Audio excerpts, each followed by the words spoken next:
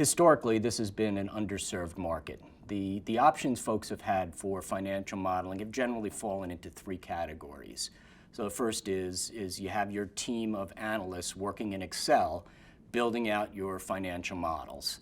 The second is you hire a boutique firm or one of the big four consulting firms to come in, use their expertise to help build your models, and they're generally doing it in Excel as well.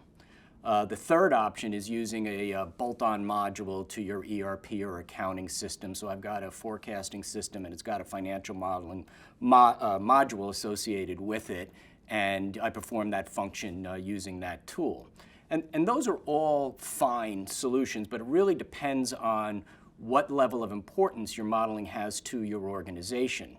So as your needs increase, as your models become more complex, those three solutions become a little bit more challenging to work on. So here's what I mean by that. So in Excel, Excel is great. It's infinitely flexible. You can do anything you want in the platform. However, once you start adding complexity to Excel, it starts to break. And anybody who's done any modeling in Excel knows that.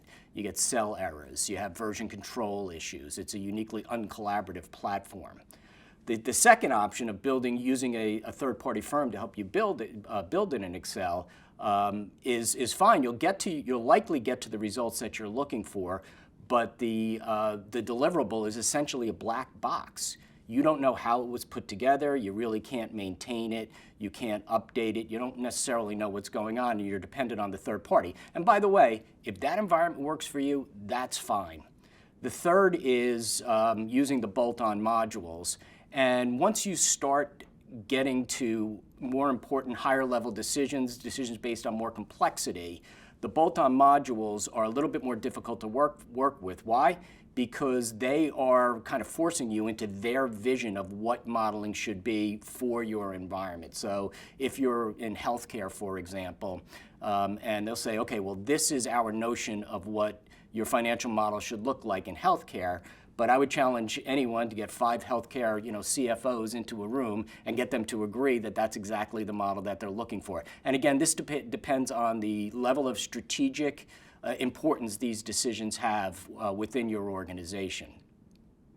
It is essentially a tool that you can leverage our best practices, our expertise, and build the exact model that you want. And we call that a serious modeling tool for serious modelers, and that is exactly what it is.